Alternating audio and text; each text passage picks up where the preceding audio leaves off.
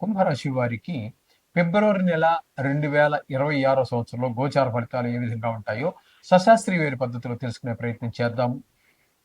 ఇక్కడ కుంభరాశి వారికి చెప్పుకోవాల్సి వస్తే కుంభరాశి వారికి జన్మంలోనే రాహుగ్రహ సంచారము. ఇది దుష్ట ఆలోచనలు, దుష్ట ప్రవర్తనకి కారణమవుతుంది. అలాగే ఈ విషక్రిములు దోమలు కావచ్చు, బొద్దింకలు కావచ్చు, జెర్రెలు, తేళ్లు, ఇట్లాంటి పాములు, ఇట్లాంటి వాటి వల్ల కొన్ని ఇబ్బందులు కలిగే అవకాశం ఉన్నది ఈ రాహు జన్మంలో ఉండటం ద్వారా. ఇకపోతే ఇదే ఇక్కడ మిగతా గ్రహాలు, ఇక్కడ 4 గ్రహాలు సంచారం చేస్తూ ఉన్నాయండి జన్మంలోనే, రాహు కాకుండా. అవేంటి? రవి, కుజ, బుధ, శుక్ర. వీటి సంచారం నిజంగా ఇక్కడ కుంభంలో ప్రారంభం కాలేదు, మకరంలో ప్రారంభమైంది. కాబట్టి ఇక్కడ ఒక్కొక్క గ్రహాన్ని తీసుకుందాం మనం. ఇక్కడ తీసుకుంటే బుధుని తీసుకున్నాం అనుకోండి, జన్మంలో 25 రోజులు. మరి మిగతా 3 రోజులు అంటే ఫిబ్రవరి నెలకి 28 రోజులు కదా. కాబట్టి మిగతా 3 రోజులు ఎక్కడంటే వెనక రాశి అయినటువంటి మకరంలో సంచారం. ఇక్కడ బుధుని యొక్క సంచారము జన్మంలో కానీ, అటు వ్యయంలో కానీ శుభ ఫలితములను ఇవ్వజాలదు. చెడు ఆలోచనలు అవి వాటితో పాటుగా ధన వ్యయము, ధన నష్టము, అలాగే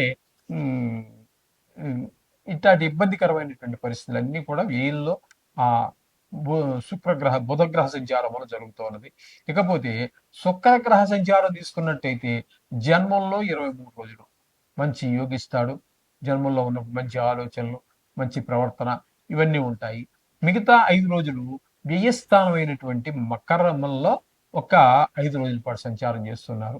ఇక్కడ 12వ స్థానంలో కాబట్టి 12వ స్థానంలో కూడా, వ్యయ స్థానంలో కూడా యోగించేటటువంటి గ్రహం ఒక్క శుక్రగ్రహమే. కాబట్టి శుక్రుడు నెల రోజులు కూడా మీకు అనుకూలుడే కుంభరాశి వారికి. అయితే అక్కడ వచ్చేటటువంటిది ఏంటంటే డబ్బుల ఆదాయం పెరుగుతుంది. అలాగే అన్ని శుభకార్యాలే మనకి కలుగుతూ ఉంటాయి ఈ వ్యయ స్థానంలో శుక్రుడు వల్ల. జన్మంలోనూ ఈయనలోనూ కూడా శుక్రుడు పూర్తి అనుకూలుడు కాబట్టి. ఇకపోతే రవి యొక్క సంచారం తీసుకున్నట్టయితే రవి యొక్క సంచారం జన్మంలో ఒక 15 రోజులు, ఈ స్థానం అయినటువంటి మకరంలో 13 రోజులు సంచారం చేస్తున్నాడు. ఈ 2 స్థానాల్లోనూ కూడా రవి యొక్క సంచారము అనుకూలం కాదు, అంటే పూర్తి ప్రతికూలుడే. జన్మంలో ఉన్న చెడు ఆలోచనలు, ప్రవర్తన కొంచెం ర్యాష్గా, అదే కొంచెం కఠినంగా ప్రవర్తించడం లాంటివన్నీ ఉంటాయి. వ్యయ స్థానంలోకి వచ్చేటప్పటికి ఆయన కూడా ధన వ్యయము, ధన నష్టము, ఇట్లాంటి కొంతమందికి కారాగార శిక్షలు, చెడు వాళ్ళకి శత్రుభయ, ఇట్లాంటివన్నీ కల్పిస్తూ ఉన్నాడు.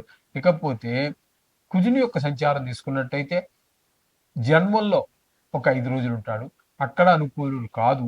అలాగే వ్యయ స్థానంలో 23 రోజులు, అక్కడ కూడా మనోవిచారం, కళతర నష్టం, మోక్షం, శత్రుభయం ఇలాంటివన్నీ మనకి ఇబ్బందికరమైనటువంటి పరిస్థితులే ఏర్పడుతూ ఉంటాయి.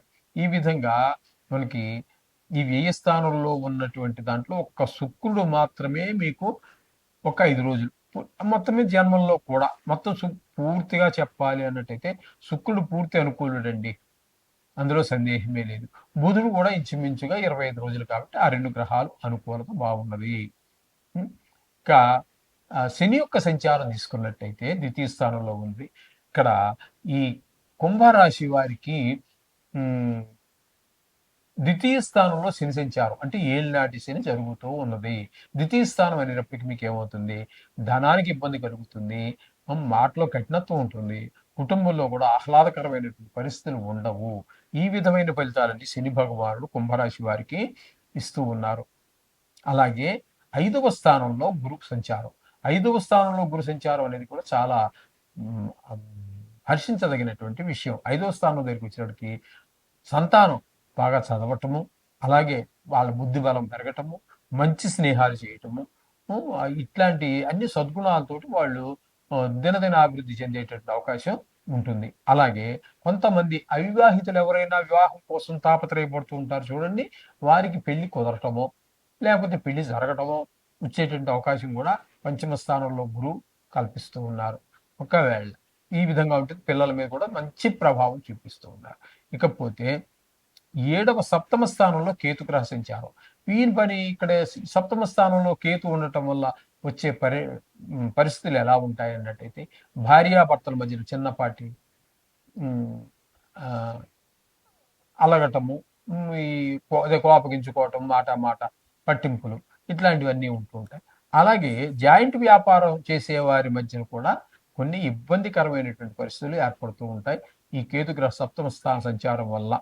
ఇది ఒకటి గమనించండి. అందుచేత ఖచ్చితంగా మీరు రోజు నవగ్రహ మంత్రాలు జపిస్తూ ఉండండి.